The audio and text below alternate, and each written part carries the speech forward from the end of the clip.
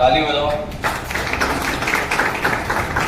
और निरंतर पिछले जो भी एग्जाम्स रिजल्ट आ रहे हैं उनमें अपने छात्र जीत का परचम लहरा रहे हैं। क्लियर?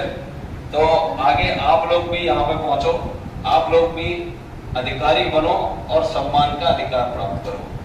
बच्चे की ही मेहनत होती है। बच्चा जो एटीट्यूड के साथ मेहनत कर लेता है, एटीट्यूड मतलब पॉजिटिव एटीट्यूड, उसके साथ जो बच्चा मेहनत कर लेता है वो रिजल्ट दे देता है। और जो बच्चा मानसिक स्थिति में जरा सा भी अपने आप में ये सोचता है कि होगा कि नहीं होगा, वो बच्चा रह जाता है। दिस इज ज्योति। सो सबसे बेसिकली बात ये है, अगर आप किसी भी कंपटीशन की तैयारी कर रहे हैं तो आपको सबसे मेन चीज़ रहती है कि कंसिस्टेंट रहें।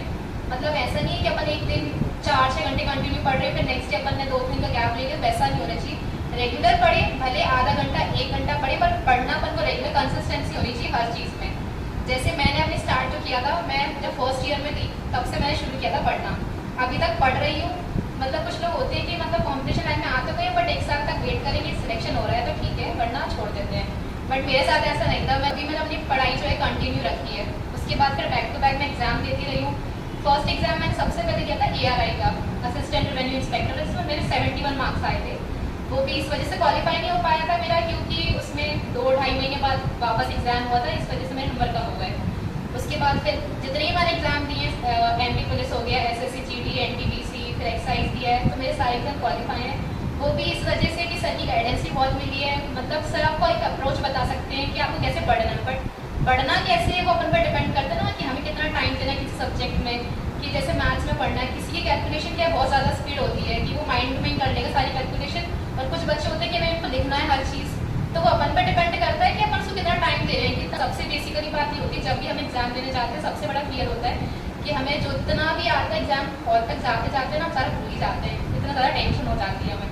तो सबसे पहले तो वहाँ पे बिल्कुल आपको काम रखना है बिल्कुल, कि मुझे जितना आता है, मैं जितना अच्छे से करके आया हूँ, मैं सारे का सारा अच्छे से करूँगा। बिल्कुल हाइपर नहीं होना है, क्योंकि अपन हाइपर हो जाते हैं तो जितने क्वेश्चन हमें आते हैं वो भी सारे गलत हो जाते हैं। तो जिसको भी आप, जैसे आप गुरुजी हो गए या माता पिता जो भी हो गए, तो आप उनको याद कर लो। जैसे मेरा, मैं एग्जाम देती हूँ, मैं हमेशा अपने पापा को याद करती हूँ कि मुझे पापा का वो सपना पूरा करना है, तो मेरा एग्जाम में सारे बहुत अच्छे जाते हैं। और सबसे मेन बात है कि यहाँ की कोचिंग बहुत अच्छी है। जितने फ्रेंडली टीचर्स मिले हैं मुझे, मुझे कहीं नहीं मिले, क्योंकि मैंने पहले भी कहीं कोचिंग ज्वाइन की थी फूलबाग में, तो वहाँ पे टीचर्स रहते हैं बट रिलेशन इतना अच्छा नहीं होता। यहाँ की टीचर्स का रिलेशन बहुत अच्छा है स्टूडेंट्स के साथ। जो भी तुम्हें डाउट है किसी भी टाइम में तुम आराम से पूछ सकते हो उनसे, तो कोई दिक्कत नहीं है। तो टीचर्स पर ट्रस्ट रखो। यहाँ सिलेक्शन हर साल होते हैं, मेरे भी और बहुत सारे बच्चों के हुए हैं और आप लोग के भी होंगे। तो एट लास्ट सब लोग अच्छे से मेहनत करो और अच्छे से सिलेक्शन ले यहाँ कोचिंग से। Thank you. सर GS में GS के लिए सर ने मतलब बहुत अच्छे से, आपको अगर मिसलीनियस सीखना हो जल्दी से जल्दी, सर की ट्रिक्स इतनी अच्छी होती है, अगर तुम एक बार उनकी सुन लोगे ट्रिक्स ना, तुम्हें कभी कुछ याद करने की जरूरत नहीं पड़ेगी। मतलब ऐसे अगर ऑप्शन देख के तुम ना उसको ना 3 ऑप्शन तो आराम से एलिमिनेट कर सकते हो, ऐसी ट्रिक्स रहती है सर की। तो अपना मिसलीनियस उसमें हो जाएगा। और सारे सब्जेक्ट जैसे पॉलिटी वगैरह हो गया, सर इतने अच्छे तरीके से बताते हैं कि आप उनको सिर्फ एक बार सुन लो, भले आप है ना नोट डाउन नहीं कर, एक बार उनकी ध्यान से बात सुन लोगे ना, तो आपको जो चीज़ें है ना वो कॉन्सेप्ट अपने माइंड में बैठ जाएगा। तो GS के लिए हिस्ट्री भी, सर हिस्ट्री बहुत अच्छे तरीके से पढ़ाते हैं।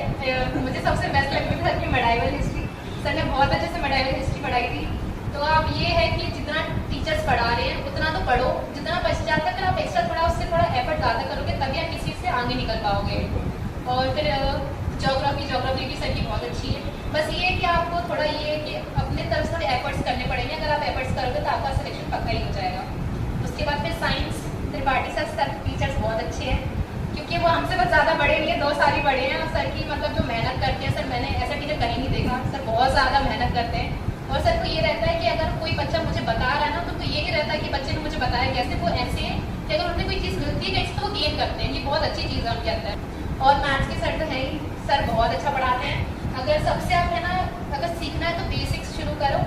अगर तुम सर की क्लास अगर आप सारी लेते हैं, जैसे बेसिक अब आपने शुरू कर दिया ना, तो जितने भी चैप्टर्स वगैरह हैं, अगर तुम्हारा कॉन्सेप्ट क्लियर है तो एक भी क्वेश्चन ऐसा नहीं है तो छूट जाएगा तुम्हारा। जैसे भी एग्जाम मैंने दिया था पटवारी का, सर के जितने कॉन्सेप्ट थे, बेसिक कॉन्सेप्ट, अगर तुम्हारे बेसिक कॉन्सेप्ट क्लियर तभी बनेगी क्वेश्चन। तो जो क्वेश्चन आए थे ना अच्छे खासे लेवल के आए थे मैथ्स के, अगर तुम्हारा बेस क्लियर है तो ही बनेंगे, वरना बन नहीं पाएंगे। तो यही है, जितने टीचर्स हैं अपने यहाँ के सबसे बेस्ट टीचर्स हैं, तो इन पर ट्रस्ट रखो और यहीं से सिलेक्शन होंगे और आप लोग के लिए सिलेक्शन होंगे। Thank you. एक और जो चीज़ इम्पोर्टेंट है जो सीखनी चाहिए, ये इंडिविजुअल लीगेसी होती है। आप किसी को देख के नहीं चल सकते जी। कि हमारे पड़ोस में क्या हो रहा है उससे आपको कोई मतलब नहीं होना चाहिए। किसी ने आंसर कर दिया उससे आपका भला होने वाला नहीं है। आप इंडिविजुअल चीजों को सॉल्व करेंगे, अपने आप को लेके चलेंगे। यहाँ आपका भाई भी आपका साथ नहीं दे सकता, आपके मम्मी पापा भी आपके लिए कुछ नहीं कर सकते। हाँ, वो आपको सपोर्ट कर सकते हैं, पढ़ाई आपको करनी है, मेहनत आपको करनी है। तो आप किसी को देख के नहीं चल सकते। तो वो सोच होनी चाहिए, वो पढ़ाई होनी चाहिए, वो कंटिन्यूटी होनी चाहिए, डेफिनेटली रिजल्ट आएगा। आपके बीच में से है, कोई दूर से नहीं है।